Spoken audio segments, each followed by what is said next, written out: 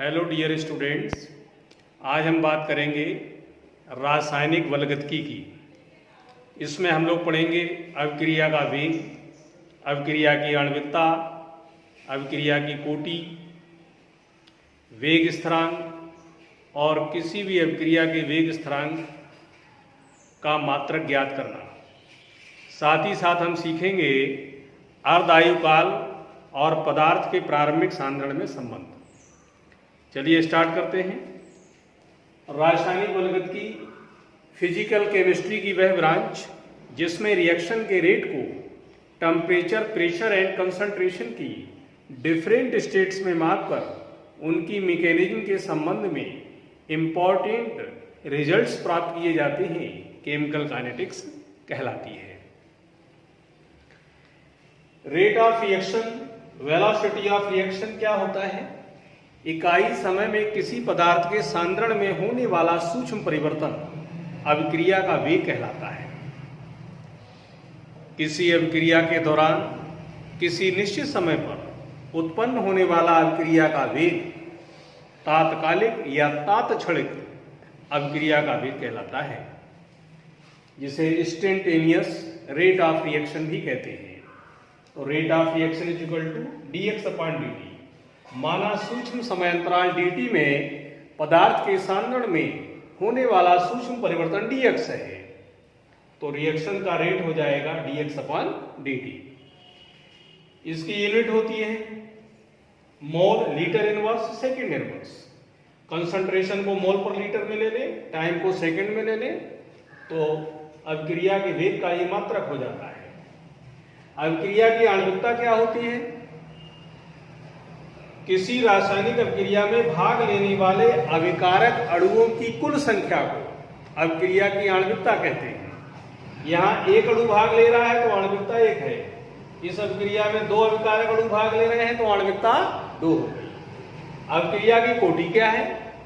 किसी रासायनिक अभिक्रिया में भाग लेने वाले अभिकारक अणुओं की वह संख्या जो अभिक्रिया के वेग को निर्धारित करती है, अभिक्रिया की कोटि कहलाती है। एक परिभाषा इसकी और है, किसी रासायनिक अभिक्रिया की वेग समीकरण में अभिकारकों की सांद्रताओं की घातों के योगफल को अभिक्रिया की कोटि कहते हैं। किसी रिएक्शन की रेट इक्वेशन में रिएक्टेंट्स की कंसंट्रेशंस की पावर्स का सम ऑर्डर ऑफ रिएक्शन कहलाता है। अगर हम ये प्रोपोर्शनल साइन हटाएंगे तो कांस्टेंट के आ जाएगा, जहां के कहलाता है अभिक्रिया का वेग स्थिरांक, और अभिक्रिया की कोटि हो गया घातों का योग a प्लस b। यदि ये योगफल 0, 1, 2 या 3 आता है तो अभिक्रिया की कोटि क्रमशः 0, प्रथम, द्वितीय या तृतीय कोटि की होगी। तो इस तरह से हम घातों का अगर योग करेंगे तो अभिक्रिया की कोटि को आसानी से बता देंगे।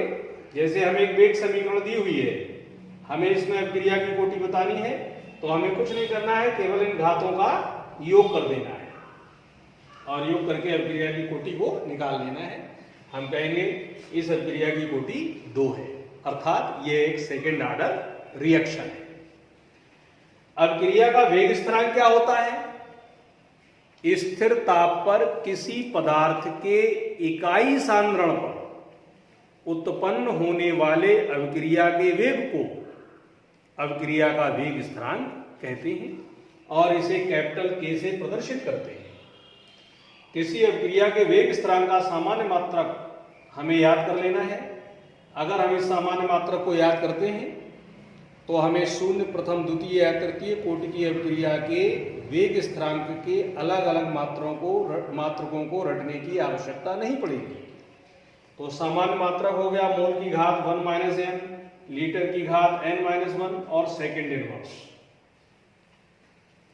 जहां n है अभिक्रिया की कोटि। 0 कोटि की अभिक्रिया के लिए n बराबर 0 रखेंगे। जब n बराबर 0 रखेंगे तो हमारा मात्रक आ जाएगा मोल लीटर इनवर्स, सेकेंड इनवर्स। इसी तरह से प्रथम कोटि की अपक्रिया के लिए n बराबर 1 रखेंगे तो ये 1 हो जाएगा पूरा, यहां 1 रखेंगे ये पूरा 1 हो जाएगा और बचेगा सेकेंड इनवर्स। ये प्रथम कोटि की अपक्रिया के वेग स्थिरांक का मात्रक हो गया। द्वितीय कोटि के लिए n बराबर 2 रखेंगे तो k का मात्रक हो जाएगा, n का मान 2 रख दीजिए, 2 में से क्या है, मोल की घात -1, लीटर की घात +1 और सेकेंड इनवर्स।